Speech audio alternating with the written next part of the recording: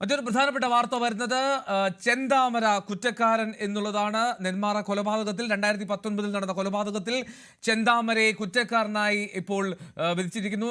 സജിത്ത്, കോടതി കുറ്റക്കാരൻ എന്ന് വിധിച്ചതിനപ്പുറത്തേക്ക് മറ്റു വിവരങ്ങൾ എന്തെങ്കിലും? ഏറ്റവും സുപ്രധാനമായ വിധി വരികയാണ്. പോത്തുണ്ടി സജിത വധക്കേസിൽ ചെന്താമര കുറ്റക്കാരനെന്ന വിധിയാണിപ്പോൾ അഡീഷണൽ ജില്ലാ കോടതിയുടെ വിധിയായി ഉണ്ടാവുന്നത്. അതിസുപ്രധാനമായ വിധിയാണ്. നെന്മാറ കേസും ഒപ്പം ചെന്താമര എന്ന പേരും കേരളത്തിൽ ഏറെ ചർച്ച ചെയ്യപ്പെട്ടതാണ്. ക്രൂരതയുടെ പര്യായമായ മുഖമാണ് ചെന്താമര. ഇതാണ് കേരളം ചർച്ച ചെയ്യപ്പെട്ടത്. 3 പേരെ നിഷ്കരുണം കൊലപ്പെടുത്തിയ ആ കേസ്, അതിൻ്റെ ആ കേസുകളുടെ തുടക്കമാണ് ഈ പോത്തുണ്ടി സജിത വധക്കേസ്. ആ കേസുകൾ 2019 നടന്ന ഈ സംഭവമാണ്. ആ കേസിലാണിപ്പോൾ വിധി ഉണ്ടാവുന്നത്. നെന്മാറ സജിത കൊലക്കേസിൽ പ്രതി ചെന്താമര കുറ്റക്കാരനെന്ന കണ്ടെത്തലാണിപ്പോൾ കോടതിയിൽ നിന്നും ഉണ്ടാവുന്നത്. സുപ്രധാനമായ വിധിയാണ് ഉണ്ടാവുന്നത്. ഉച്ചയ്ക്ക് ശേഷം ശിക്ഷ എന്ത് എന്ന കാര്യത്തിൽ വിധി ഉണ്ടാവും. ഇന്ന് തന്നെ ഇക്കാര്യത്തിൽ തീർപ്പുണ്ടാകുന്നു എന്നതാണ് പ്രധാനപ്പെട്ട കാര്യം. 2019 ഓഗസ്റ്റ് 31 ഈ സംഭവം ഉണ്ടാവുന്നത്. ചെന്താമരയുടെ ഭാര്യയുമായി പിണങ്ങിപ്പോകുന്നതിന് കാരണം ചെന്താമരയുടെ ഭാര്യയുടെ സുഹൃത്തായിരുന്ന സജിതയുടെ ഇടപെടലുകളാണ് എന്ന ധാരണയിൽ പിന്നിലൂടെ എത്തി 2019 ഓഗസ്റ്റ് 31 സജിതയെ വെട്ടിക്കൊലപ്പെടുത്തുകയാണ് ഉണ്ടായത്. ഇതിന് പിന്നീടാണ് ജാമ്യത്തിലിറങ്ങിയ ചെന്താമര മറ്റു 2 പേരെ കൂടി, അതായത് സജിതയുടെ ഭർത്താവ് സുധാകരനെയും അമ്മ ലക്ഷ്മിയെയും ക്രൂരമായി കൊലപ്പെടുത്തി പിന്നീട് ഒളിവിൽ പോവുകയും ഒടുവിൽ പോലീസിൻ്റെ വലിയ ഇടപെടലിനെ തുടർന്ന് കസ്റ്റഡിയിലെടുക്കുകയും ചെയ്ത സംഭവങ്ങളൊക്കെ ഉണ്ടാവുന്നത്. അങ്ങനെ പക ഉള്ളിൽ സൂക്ഷിച്ചുകൊണ്ട് നടത്തുന്ന 3 ക്രൂര കൊലപാതകങ്ങൾ, അതാണ് ചെന്താമര എന്ന കൊടും ക്രിമിനലെ കേരളം ചർച്ച ചെയ്തതിന് ഇടവെച്ചത്. ആ കേസിൻ്റെ ആദ്യ വിധിയാണ് ഉണ്ടാവുന്നത്. ഈ സജിത കൊലക്കേസിന് ശേഷം ജാമ്യം കൊടുക്കരുത്, അതിൽ പോലീസിൻ്റെ ഇടപെടൽ വേണ്ടത്ര ജാഗ്രത ഉണ്ടായില്ല എന്നൊക്കെ ഏറെ പഴി കേട്ടതാണ്. എന്തായാലും ഈ സംഭവത്തിൽ 2019 ഈ സംഭവത്തിലാണ് ഇപ്പോൾ വിധി ഉണ്ടാവുന്നത് എന്നതാണ് പ്രധാനപ്പെട്ട കാര്യം. 2020 തന്നെ ഈ കേസിൽ കുറ്റപത്രം സമർപ്പിച്ചിരുന്നു. 68 സാക്ഷികളുള്ള കേസാണ്.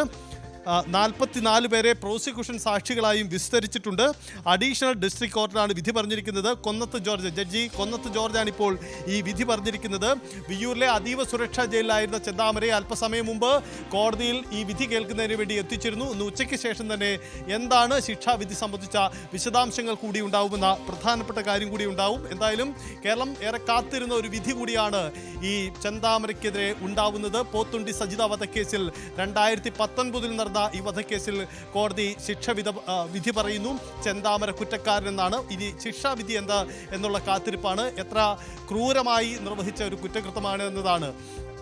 കൊല്ലപ്പെട്ട സജിതയുടെയും സുധാകരൻ്റെയും മക്കൾ 2 പേരും 2 പെൺമക്കളും ഇന്ന് ഈ വിധി കേൾക്കുന്നതിന് വേണ്ടി ആ കോടതിയിൽ എത്തിയിരുന്നു. കാരണം അവരും കാത്തിരിക്കുകയാണ് ചെന്താമരയ്ക്ക് എന്ത് ശിക്ഷയാണ് കോടതി നൽകാൻ പോകുന്നത് എന്ന സുപ്രധാനമായ കാത്തിരിപ്പിലാണ് അവരും.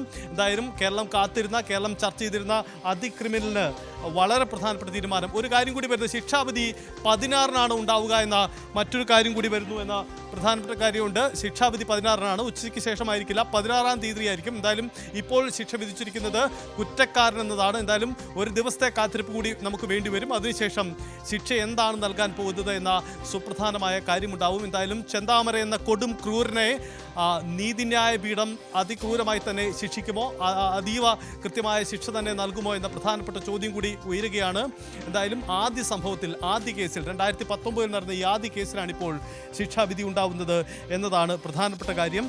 ഈ ചെന്താമര ഈ കൊലപാതകം നടത്തിയതിനു ശേഷവും പിന്നെ ആളുകളോട് പോയി പ്രതികാരം തീർക്കാനുള്ള പ്രസ്താവനകളും നീക്കങ്ങളും നടത്തി. ഏറ്റവും ഒടുവിലും ഒരു സംഭവം ഉണ്ടാവുന്നു. കാരണം ഈ സജിത കേസിന്റെ പ്രധാന സാക്ഷിയായിരുന്ന പുഷ്പ എന്ന സ്ത്രീയെ പോലും താൻ കൊലപ്പെടുത്തും, കാത്തിരുന്നോളൂ എന്ന നിലപാടെടുത്തയാളാണ് ചെന്താമര. ഇതേ തുടർന്ന് വധഭീഷണിയെ തുടർന്ന് മരണഭയത്താൽ ഈ പുഷ്പ എന്ന സ്ത്രീയും ഇപ്പോൾ നാട് വിട്ടു പോയിരിക്കുകയാണ്. തമിഴ്നാട്ടിലേക്ക് അവർ പോയിരിക്കുകയാണ്. കാരണം ഈ സജിതയെ കൊലപ്പെടുത്തിയ ശേഷം സജിതയുടെ വീട്ടിൽ നിന്നും ഇറങ്ങി വന്നതായി ചെന്താമര കണ്ട കാര്യം പുഷ്പയാണ് കോടതിയിൽ മൊഴി നൽകിയത്. അതുകൊണ്ട് തന്നെ പ്രധാനപ്പെട്ട സാക്ഷിയാണ്.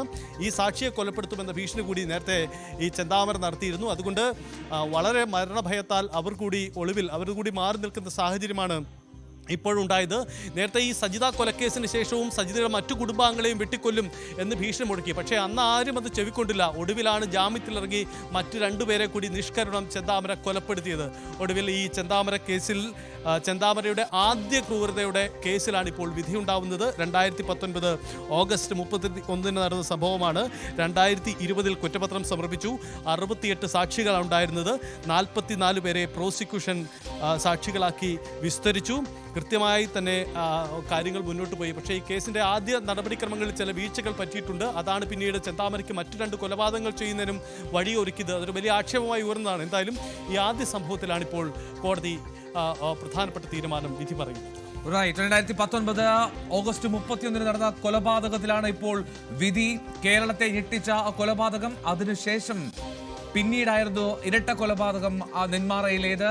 ചെന്താമര എന്ന കൊടും ക്രിമിനലിന് ആദ്യ കേസിൽ ഇപ്പോൾ കുറ്റക്കാരൻ ആണ് എന്നുള്ള വിധി വന്നിരിക്കുന്നു. പാലക്കാട് കോടതിയുടെ ഭാഗത്ത് നിന്ന് ശിക്ഷാവിധി അത് മറ്റന്നാളാണ്. മറ്റന്നാൾ ശിക്ഷാവിധി ഉണ്ടാകും. കൊടും ക്രിമിനലായിട്ടുള്ള ചെന്താമരയ്ക്ക് എന്താണ് കോടതി പറയുന്നത്, കോടതി വിധിക്കുന്നതെന്നറിയാൻ സജിതയുടെ മക്കൾ അവിടെ എത്തിയിരുന്നു.